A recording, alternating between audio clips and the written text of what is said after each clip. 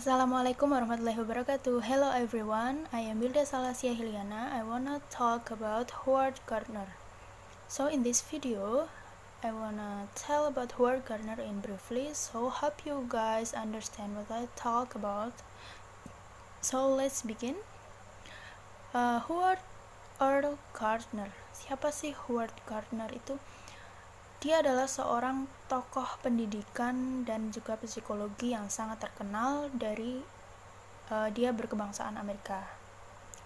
Nah, dia lahir pada 11 Juli 1943 di Scranton, Pennsylvania. Nah, he completed his post-secondary education juga di Harvard. Dan bagaimana sih akhirnya dia menjadi seorang psikologi yang sangat terkenal? Nah, dia ini terinspirasi dari bukunya Jean Piaget, yaitu Developmental Psychology.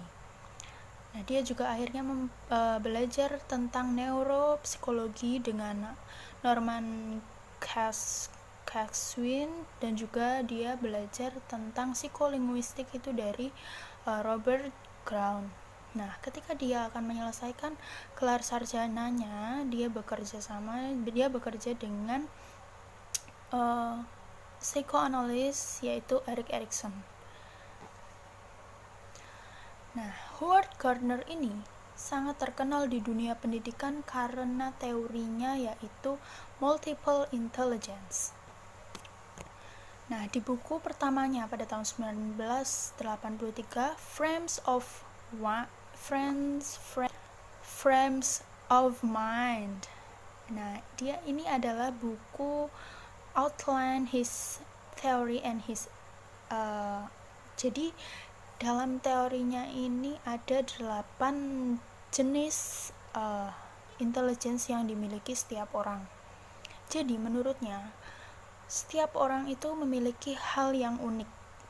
Mereka memiliki kecerdasannya masing-masing, bagaimana cara mereka untuk berkontribusi untuk menciptakan suatu budaya atau dalam menghadapi suatu masalah, itu berdasarkan kecerdasan mereka. Jadi menurutnya kecerdasan itu adalah kemampuan seseorang untuk menyelesaikan suatu masalah dan juga kemampuan seseorang untuk menciptakan suatu masalah untuk diselesaikan, dan yang ketiga kemampuan seseorang dalam menciptakan suatu produk atau suatu budaya dengan caranya di sekitarnya, suatu pelayanan yang dihasilkan di budaya di sekitarnya. Nah, 8 intelligence yang dicetuskan oleh Howard Gardner, diantaranya yang pertama adalah visual spatial, linguistic verbal intelligence, interpersonal intelligence, intrapersonal intelligence, logical mathematical, musical, bodily kinesthetic, and naturalistic. Nah, setelah ini I will explain each of different kinds of intelligence. So for the first is logical mathematical intelligence. Jadi logical mathematical intelligence ini adalah orang yang memiliki kecerdasan atau dia itu memiliki kemampuan yang baik dalam recognizing patterns and logically analyzing problems. Dia ini memiliki kemampuan yang sangat baik. Nah, orang ini juga memiliki biasanya berpikir secara konseptual about numbers, relationship, and patterns, dan juga mereka itu enjoy dalam berpikir about abstract ideas like conducting scientific experiments. Nah, siapa sih orang-orang ini? Mereka adalah biasanya scientist, mathematician, computer programmer, engineer, dan juga akuntan. The next, verbal linguistic intelligence. Nah, orang-orang yang memiliki kecerdasan ini adalah mereka yang bisa menggunakan kata-kata dengan baik itu dalam berbicara ataupun juga dalam menulis. Nah, orang ini sangat bagus dalam bercerita, menulis cerita, atau dia juga menghafalkan mengingat suatu informasi. Dia memiliki ingatan yang bagus. Nah, orang-orang ini biasanya adalah seperti writer, journalist, lawyer, teacher, ya. And then interpersonal intelligence, mereka adalah orang-orang yang memiliki kemampuan yang baik dalam memahami dan juga interaksi terhadap orang lain.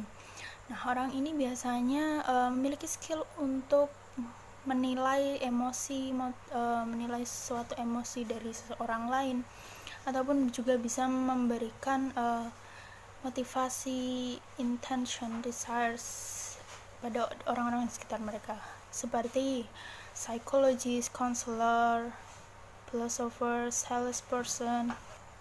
The next, body kinesthetic intelligence. Nah, orang-orang ini adalah orang-orang yang memiliki kemampuan yang baik dalam body movement, performing action, dan juga cycle control, ya. Mereka biasanya adalah dancer, seperti dancer, builder, atau actor. Mereka memiliki kemampuan yang cepat dalam mengingat suatu gerakan, melakukan suatu gerakan. And then, intrapersonal intelligence ini beda dengan interpersonal intelligence. Nah, intrapersonal intelligence adalah orang-orang yang memiliki kemampuan yang baik dalam mereka itu bisa menyadari emosi mereka, feeling mereka, motivation mereka. Jadi mereka bisa menganalisis kelebihan mereka dan juga kelemahan mereka secara baik.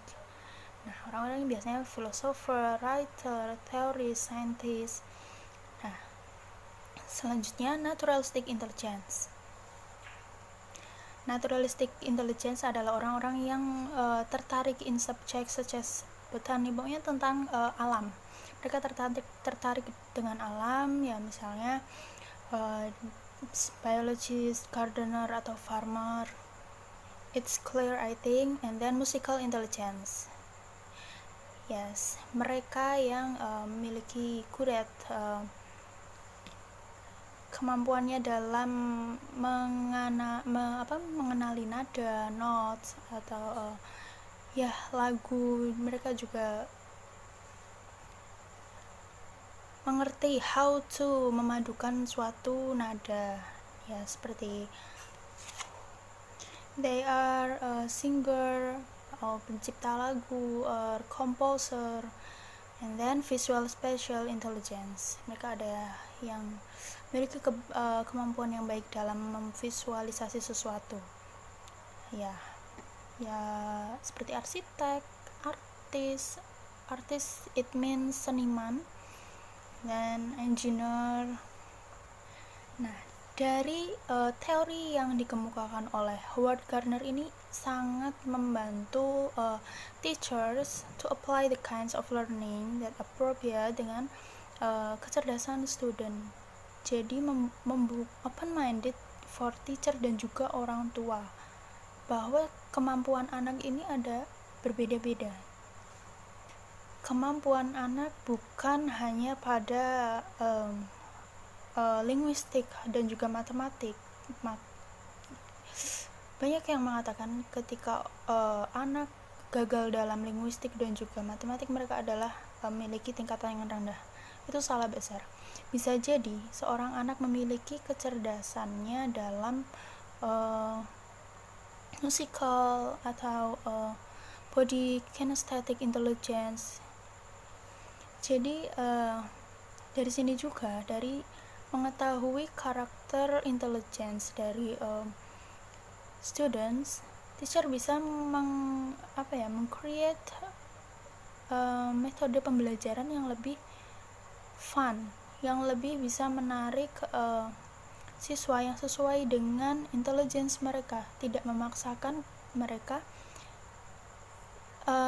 Jadi by understanding multiple intelligence, teacher juga diminta untuk berpikir secara kreatif dan juga inovatif. Jadi dalam kelas, bagaimana teacher bisa memadukan perbedaan intelijen yang dimiliki oleh murid, sehingga murid juga bisa menerima pembelajaran materi pelajaran itu dengan baik. Nah, inilah mengapa sebagai seorang guru harus memahami teori ini. Ini adalah dasar bagi seorang guru untuk mengajar. Thank you.